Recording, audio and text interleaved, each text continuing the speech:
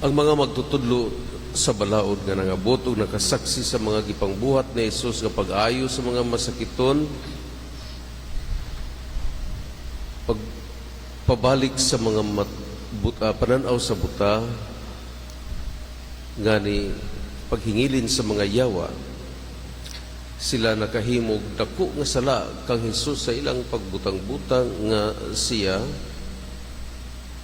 ang prinsipe sa mga demonyo, may naghatag kaniya gahom ug nga anaa kaniya si Beelzebul nga mao ang prinsipe usab sa mga demonyo. Kini usa ka dakong sala batok sa Espiritu Santo. Apan anaa pay mas halawom nga isyu niini, ang mga magtutudlo nga nagtamod sa ilang kaugalingon nga ang ilang gusto mo ay matuman, ug ang uban sayop sa ilang gibuhat sama sa gibuhat ni Hesus. Ang ilang pagkagahig ulo, diin ang ilang gusto ra mo'y matuman, nagtimaan lamang nga gusto sila nga mo'y mokontrol sa uban nga mga tao, ug ang uban nga mga tao ubos ra sa ilang pagpanglantaw. Apil si Jesus nga wala nila respetuha og simbahan nga Dios, ila na hinuong gibutang-butangan nga giyawaan ora na kaniya ang prinsipe sa mga demonyo. Sa laing pagkasulti, kining mga magtutudlo sa balaod nagpaila sa ilang kaugalingon nga Dios og ang pinakadako nga sala sa mga Israelita maong idolatry, ang dili lamang pagsimba sa mga Diyos-Diyos, kundi ang pagtabod sa ilang kaugalingon, nasama silang Diyos ang ilang gusto may matuman, ug nahibalo sila kung unsay maayo ug dautan. Sila ang tagiya sa gahom niini.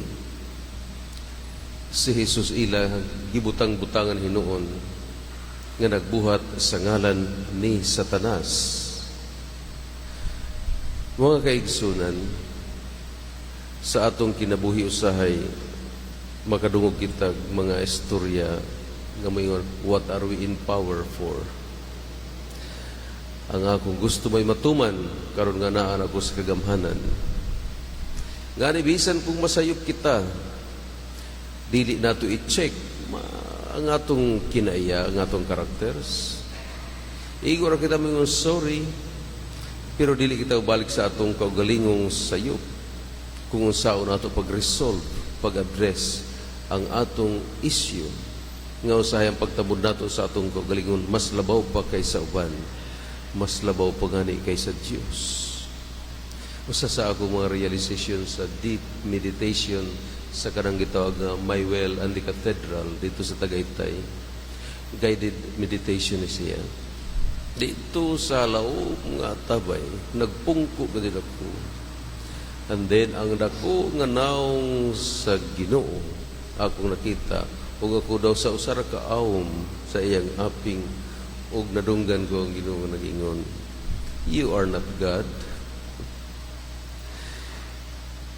Na-check na ko ako galingon sa akong pagka-hero complex.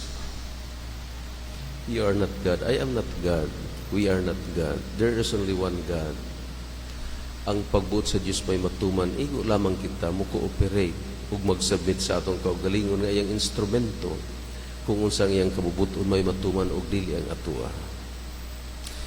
So niini mga kaigsunan, kining ebanghelyo magpahinumdum kanato nga ang tanang matang or pamaagi sa pagbabag sa kinabuhi sa tao,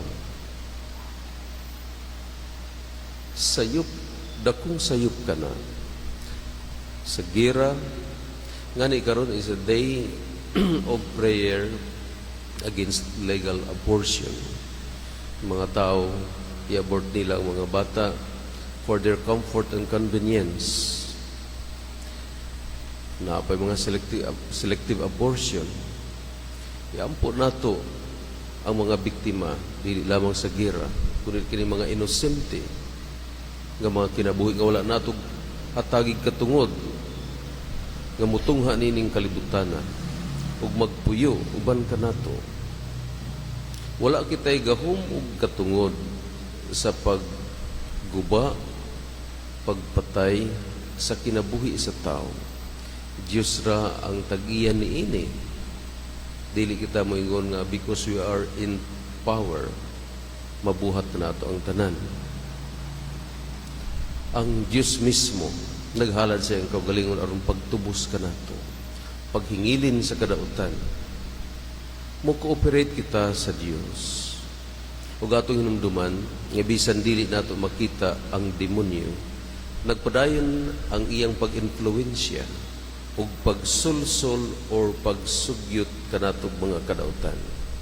Ug kining mga kadautan atong lumluman sa atong hunahuna o kasing-kasing, ma-personify nato ang dili makita nga demonyo.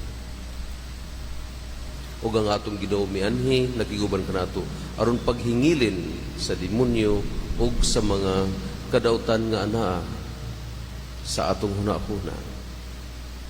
Mo-cooperate kita sa Ginoo, timaan nga ang Dios lamang, ang Dios nga nagpakatao si Hesukristo, mao ang atong Ginoo.